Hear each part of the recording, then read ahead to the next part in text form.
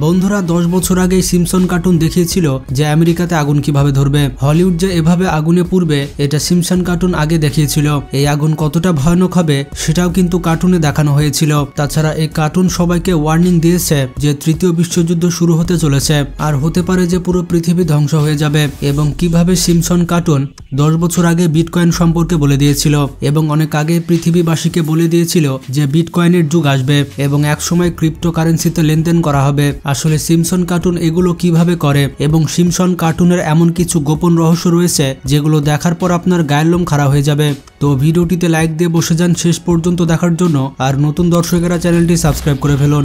বন্ধুরা বর্তমানে সব থেকে ভাইরাল নিউজ হচ্ছে আমেরিকার ক্যালিফোর্নিয়াতে আগুন লাগা। এই দাবানলের আগুন ধরেছিল 7 জানুয়ারি 2025 সালে এবং এখনো পর্যন্ত এই দাবানল তার ধ্বংসযজ্ঞ চালাচ্ছে। এই দাবানল অনেক মানুষের জীবন নিয়েছে এবং অনেক বাড়িঘর ধ্বংস করে ফেলেছে। এভাবে যদি দাবানল চলতে থাকে তাহলে পুরো আমেরিকা ধ্বংস হয়ে যাবে। এই পরিস্থিতি সামলানোর জন্য আমেরিকার পুরো রেস্কিউ টিম এবং ফায়ার সার্ভিস চেষ্টা করছে, কিন্তু এই দাবানল এতটাই বিপজ্জনক যে 40,000 একর এলাকা গ্রাস করে ফেলেছে। এমনকি 1 লক্ষ মানুষের ঘরবাড়ি পুরো ছাই হয়ে গিয়েছে। এটি এত বড় ঘটনা যে এটির বিষয়ে হয়তো কেউ ভাবেনি।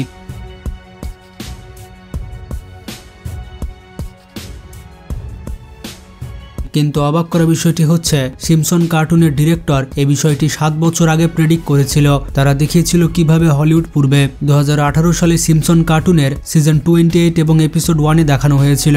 এখানে দেখানো হয়েছিল স্প্রিংফিল্ডে হঠাৎ করে আগুন লেগে গিয়েছে। এই আগুন এতটাই ভয়ঙ্কর ছিল যে সব বাড়িঘর পুড়ে ছাই হয়ে গিয়েছিল।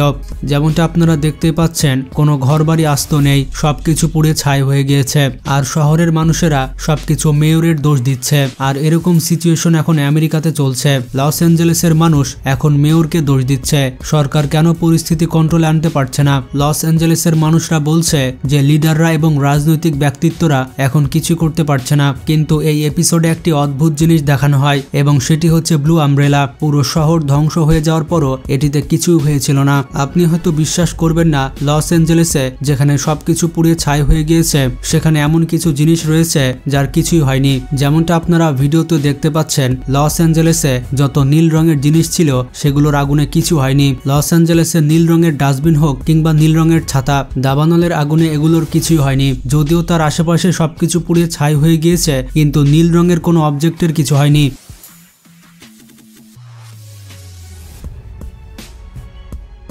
6 মাস জ্বলেছিল। সিম্পসন কার্টুনের এই সকল দৃশ্য বর্তমানে আমেরিকাতে যে দাবানল শুরু হয়েছে এই দৃশ্যর সাথে মিলে যাচ্ছে। কিন্তু অবাক করা বিষয়টি হচ্ছে সিম্পসন কার্টুন এটি কিভাবে জানলো যে 7 বছর পর আমেরিকাতে এরকম একটা আগুন ধরবে। সত্যি এই কার্টুনটি অনেক বেশি মিস্টেরিয়াস।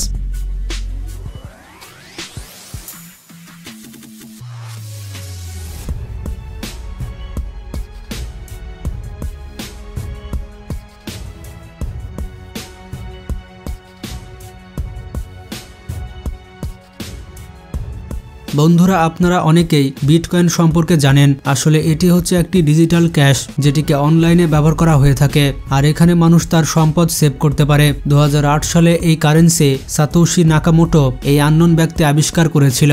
এখন পৃথিবীর বিভিন্ন দেশে এই বিটকয়েন অনেক সাধারণ জিনিস হয়ে গিয়েছে এবং অনেক ব্যক্তি রয়েছে যারা বিটকয়েনে তাদের টাকা পয়সা ইনভেস্ট করছে। কিন্তু আপনি হয়তো বিশ্বাস করবেন না, সিম্পসন কার্টুন এই কারেন্সির কনসেপ্ট ওই সময় দিয়ে দিয়েছিল যখন কোনো মানুষ এই বিষয়ে জানতো না। মানুষ তখন জানতোই না বিটকয়েন বা ব্লকচেন নামের কোনো জিনিস আছে। মজার ব্যাপারটি হচ্ছে বিটকয়েনের ইন্ট্রোডাকশনের 10 বছর আগে 2 মার্চ 1997 সালে সিম্পসন কার্টুনের একটি এপিসোড এসেছিল যেটি ছিল সিজন 8-এর এপিসোড 17। এই পর্বে দেখানো হয় এক ব্যক্তি ডিজিটাল কারেন্সি লঞ্চ করছে। এমনকি এই পর্বে দেখানো হয়েছিল যে কারেন্সি কিভাবে ইউজ করা হবে আর ব্লকচেন অ্যাকচুয়ালি কি এই বিষয়ে বলা হয়েছিল। এই পর্ব রিলিজের ঠিক 10 বছর পর মানুষজন বিটকয়েন সম্পর্কে জানতে পারে এবং কার্টুনে যেভাবে দেখানো হয়েছিল মানুষ বিটকয়েন সেভাবেই ব্যবহার করতে থাকে। আসলে এই কার্টুন এত বেশি কন্ট্রোভার্সিয়াল যে এটির বিষয়ে আপনি কোনো কিছু ঠিকমতো বুঝতে পারবেন না। আসলে মাথায় ঢুকবে না যে সকল বিষয় সিম্পসন কার্টুন এত আগে কিভাবে জানলো। সিম্পসন কার্টুন এত বেশি রহস্যময় যে সিম্পসন কার্টুন সম্পর্কে বিভিন্ন নিউজ চ্যানেলে দেখানো হয়। এছাড়া বিভিন্ন পত্রিকার হেডলাইনে আপনি সিম্পসন কার্টুন সম্পর্কে দেখতে পাবেন। I have it in my crypt. No, sir. This is a new kind of digital currency based on blockchain. Are you saying I am no longer the richest man in town? People think I'm a nerd, but I'm actually super cool. বন্ধুরা, যখন থেকে দ্বিতীয় বিশ্বযুদ্ধ শেষ হয়েছে তখন থেকে মানুষ তৃতীয় বিশ্বযুদ্ধের ব্যাপারে প্রেডিকশন করে আসছে। বলা হয়ে থাকে যদি তৃতীয় বিশ্বযুদ্ধ শুরু হয় তাহলে পুরো পৃথিবী ধ্বংস হয়ে যাওয়ার চান্স রয়েছে, কারণ এটি কোনো সাধারণ যুদ্ধ নয়, এটি হবে পরমাণু যুদ্ধ। কিন্তু সিম্পসন কার্টুন তৃতীয় বিশ্বযুদ্ধ সম্পর্কে এমন কিছু প্রেডিকশন করেছে যেটা সত্যি অনেক বেশি স্কেরি, কারণ সিম্পসন কার্টুনের বেশিরভাগ প্রেডিকশন বাস্তবের সাথে পুরোপুরি মিলে গিয়েছে।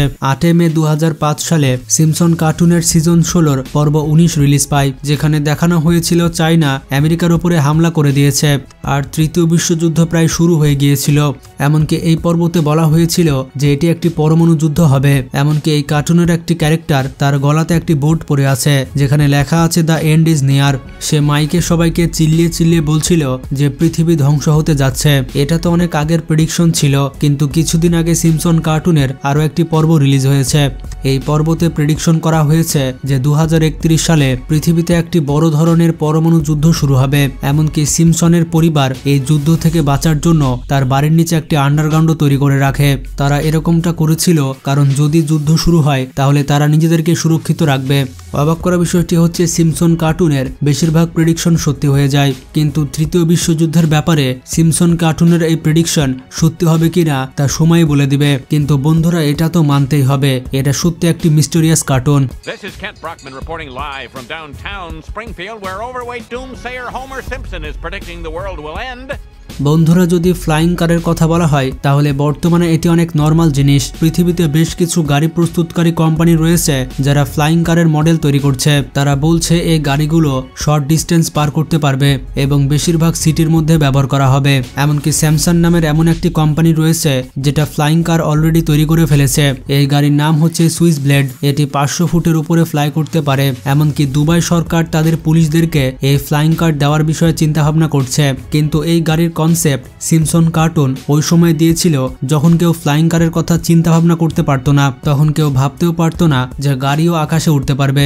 2008 সালে সিম্পসন কার্টুনের সিজন 16 15 নম্বর এপিসোড মুক্তি পায়। এই পর্বের নাম ছিল ফিউচার ড্রামা। এই পর্বে দেখানো হয় বার্ট এবং লিজা একটি গাড়িতে বসে আছে এবং গাড়িটি তাদেরকে নিয়ে উঠছে এবং তারা এই গাড়ি চালিয়ে ফিউচারে যাওয়ার চেষ্টা করছে। আসলে ওই সময় এই বিষয়টি একটি কল্পনার সাবজেক্ট ছিল, কিন্তু তখন কেউ জানতো না 10 থেকে 15 বছর পর এই গাড়ি বাস্তব জীবনে তৈরি হয়ে যাবে আর মানুষ এগুলোকে ব্যবহারও করবে। তো বন্ধুরা, সিম্পসন কার্টুন সম্পর্কে আপনার কি ব্যক্তিগত মতামত সেটি কমেন্ট করে জানান। ভিডিওটি ভালো লাগলে বন্ধু বান্ধব এবং আত্মীয় স্বজনদের কাছে শেয়ার করতে পারেন। ভালো থাকবেন, আল্লাহ হাফেজ।